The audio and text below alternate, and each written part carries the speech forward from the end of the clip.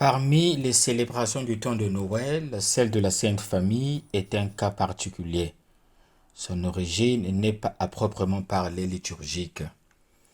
Vers la fin du XIXe siècle, on assiste à une crise des coutumes familiales et à des changements significatifs dans la législation matrimoniale.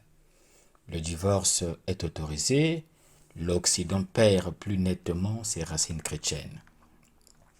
Face à ce climat, les pontifes romains de l'époque décident de freiner cette crise afin de sauvegarder la dignité de la famille.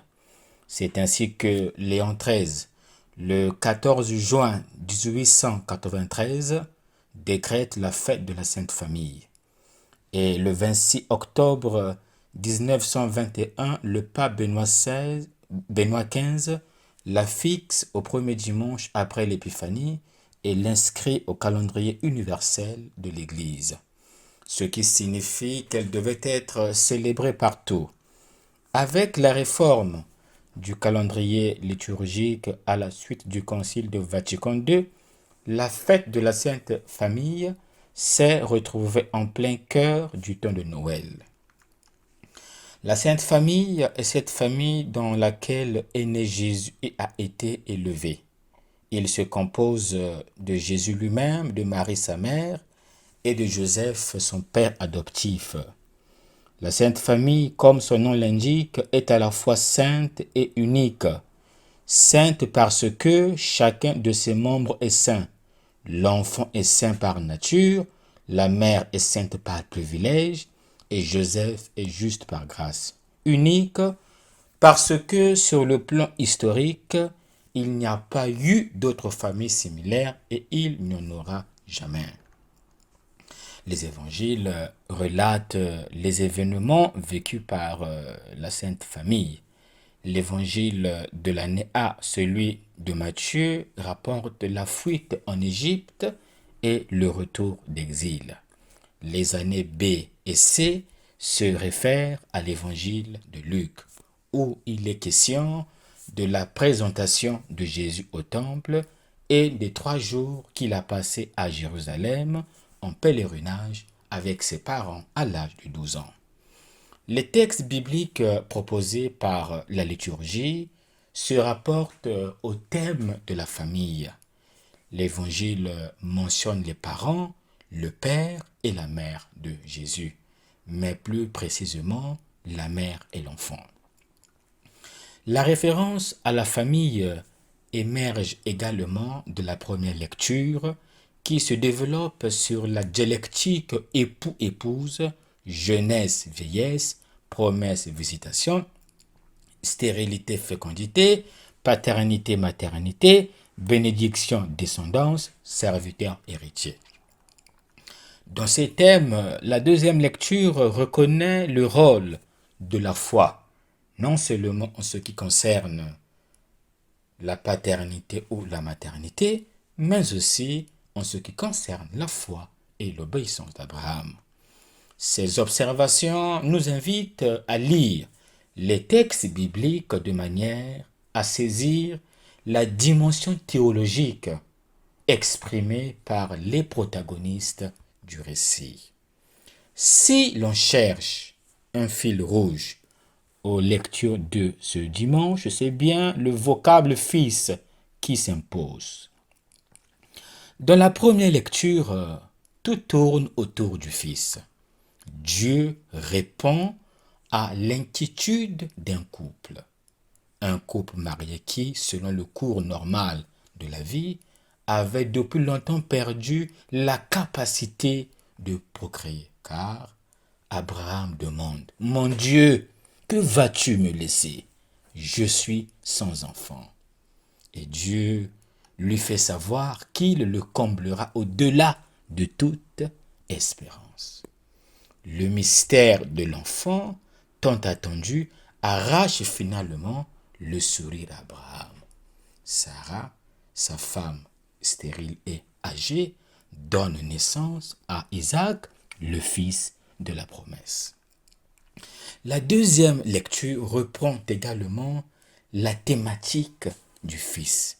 mais elle insiste sur la foi des patriarches. Grâce à la foi, Dieu accorde miraculeusement une descendance à Abraham et à Sarah, dont l'existence est déterminée par la foi. L'Évangile met aussi l'accent sur le Fils. Marie et Joseph effectuent un voyage à Jérusalem. Ce voyage a deux objectifs: la présentation du nouveau-né et la purification de la mère à laquelle étaient liées les femmes rendues rituellement impures par le sang de l'accouchement. Luc situe la scène dans le temple, lieu de la présence de Dieu et de la révélation prophétique. En effet, dans l'évangile de Luc, le temple représente le point de départ et le point d'arrivée de la manifestation de Jésus. Notre texte est divisé en 3 parties et comprend plusieurs personnages. Dans la première partie, c'est-à-dire l'épisode de la purification, Luc fait mention des parents et de l'enfant Jésus. Dans la deuxième partie, entre en scène Siméon qui bénit Dieu et les parents de l'enfant, en prononçant le Nunc Dimittis.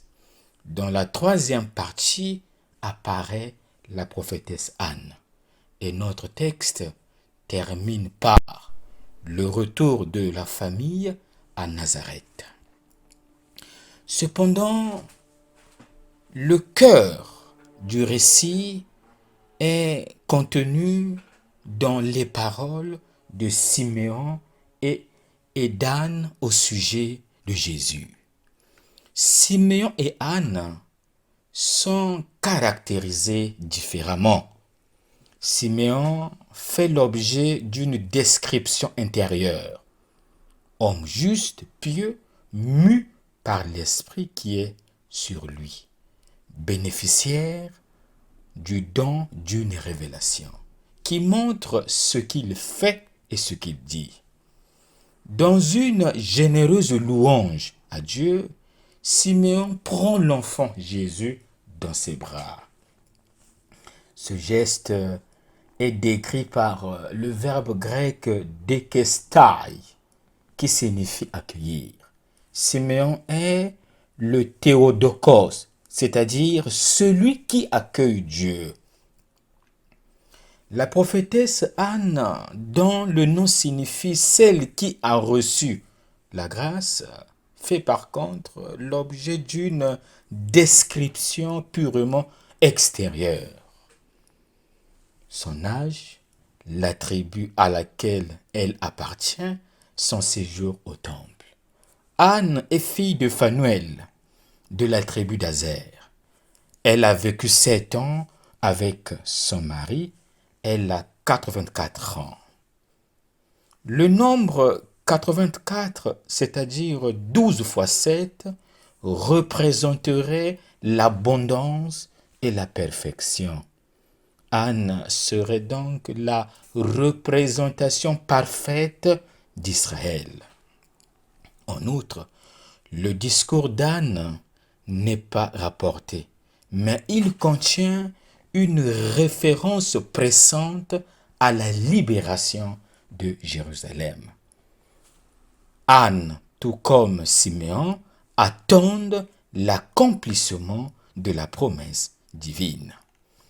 Quel est l'enseignement à retenir? Le Fils de Dieu a voulu naître au sein d'une famille humaine.